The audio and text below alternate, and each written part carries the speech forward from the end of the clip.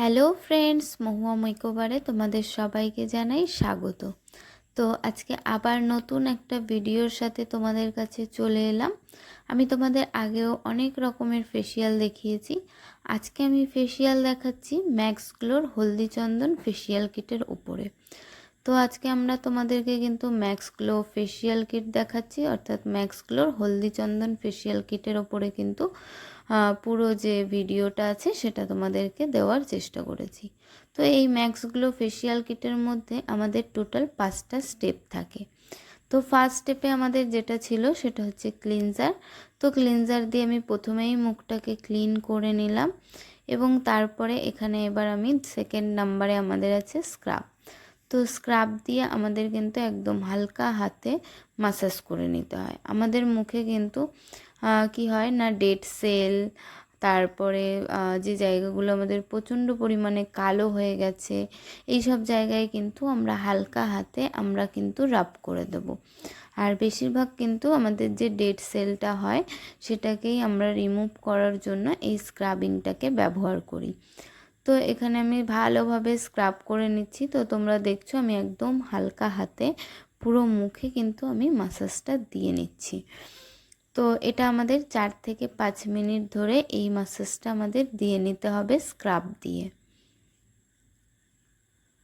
তো ভালোভাবে মাসাজটা দিয়ে নিয়ে তারপরে আমরা ওটাকে ক্লিন করে দিলাম এবং তারপরে আমাদের এখানে আছে হচ্ছে 3rd নাম্বারে একটা জেল, যেটা হচ্ছে আমাদের মুখটাকে একটা গ্লো ব্যাপার এনে দেবে। তো সেই জন্য কিন্তু এই জেলটাকে ইউজ করা হচ্ছে।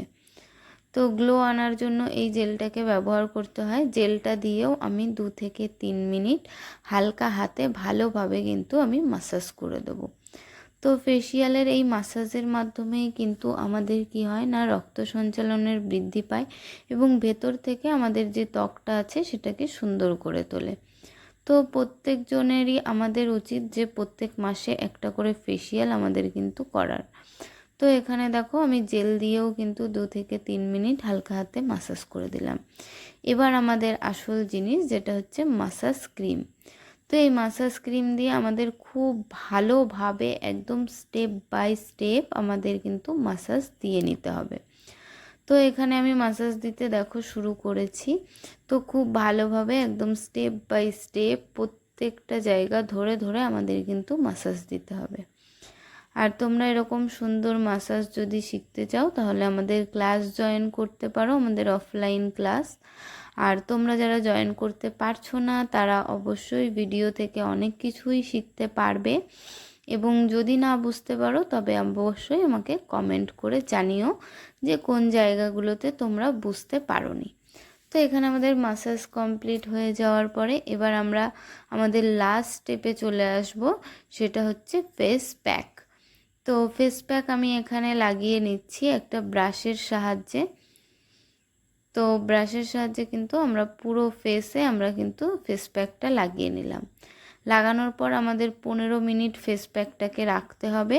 রেখে টোনার বা জল দিয়ে এরকম হালকা করে মাসাজ করে আমাদের কিন্তু তারপরে ধুইয়ে দিতে হবে বা মুছে নিতে হবে পুরো মুখটাকে। তো এটা হচ্ছে আমরা করে নিলাম। তো আমার যে ক্লায়েন্ট ছিল ওর কিন্তু মানে যেটা হয় হচ্ছে আমাদের ট্যানটা প্রচণ্ড পরিমাণে পড়েছিল। তো এটা রিমুভ করার জন্য এখনও 2-3 বার ফেসিয়াল করতে হবে, তবেই কিন্তু এই ট্যানটা একদম রিমুভ হয়ে যাবে। তো তারপরে আমি ইউজ করলাম একটা টোনার। আর যেহেতু আমি এখানে দিনের বেলায় ফেসিয়ালটা করেছিলাম সেহেতু এখানে আমি একটা সানস্ক্রিন দিয়ে দিচ্ছি। তো সানস্ক্রিন দিয়ে দেওয়ার পরে আমাদের ফেসিয়াল পুরো কমপ্লিট এবং তোমাদের কাছে কেমন লাগলো অবশ্যই আমাদের কমেন্টে জানিও। আর ভালো লাগলে অবশ্যই কিন্তু লাইক কমেন্ট শেয়ার করতে ভুলো না। তো চলো আজকের মতন ভিডিওটা এখানেই শেষ করছি। তো চলো টাটা।